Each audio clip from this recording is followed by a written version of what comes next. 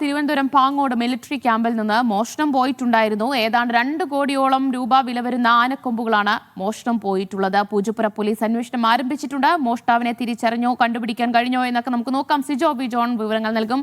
Sijo, മോഷ്ടാവിനെ തിരിച്ചറിഞ്ഞിട്ടുണ്ടോ police?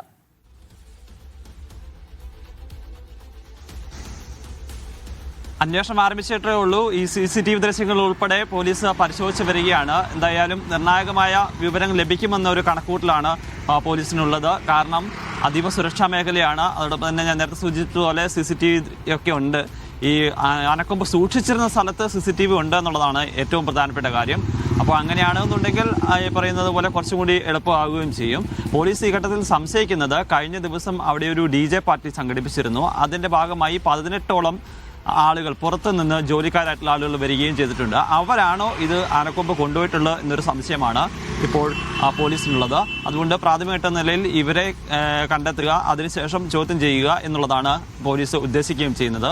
ഇതിന് വളരെ പ്രധാനപ്പെട്ട ഒരു മേഖലയാണ്, സുരക്ഷാ മേഖലയാണ്. നമുക്ക് പോലും അവിടെ അകത്ത് കയറുന്ന സമയത്ത് ദേഹപരിശോധനയൊക്കെ കഴിഞ്ഞതിന് ശേഷമാണ് നമ്മുടെ അകത്തോട്ട് പ്രവേശിപ്പിക്കുകയും ചെയ്യുക. അത്രയും ഒരു സുരക്ഷിത മേഖലയിൽ നിന്നാണ് 2 കോടിയോളം രൂപ വില വരുന്ന ആനക്കൊമ്പ് കൊണ്ടുപോയിട്ടിരിക്കുന്നത് എന്നുള്ളതാണ് ഏറ്റവും പ്രധാനപ്പെട്ട കാര്യം.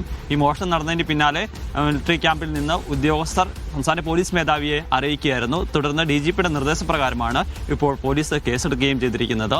ഇതിൽ ഏറ്റവും പ്രധാനപ്പെട്ട കാര്യം എന്ന് പറയുന്നത് സർക്കാർ തന്നെ കൊടുത്തിരിക്കുന്ന ആനക്കൊമ്പാണ്. 1926 ഇത്തരത്തിലൊരു ആനക്കൊമ്പിൻ്റെ കൈമാറ്റം നടന്നിരിക്കുന്നത്. പലയിടങ്ങളിൽ നിന്ന് പിടിച്ചെടുത്തിരിക്കുന്ന ആനക്കൊമ്പ് ഇത്തരത്തിൽ കൈമാറിയിട്ടുണ്ട്. അങ്ങനെ കൊടുത്തിട്ടുള്ള ഒരു ആനക്കൊമ്പാണ് ഇപ്പോൾ മോഷണം നടന്നിരിക്കുന്നുള്ളതാണ് ഏറ്റവും പ്രധാനപ്പെട്ട കാര്യം.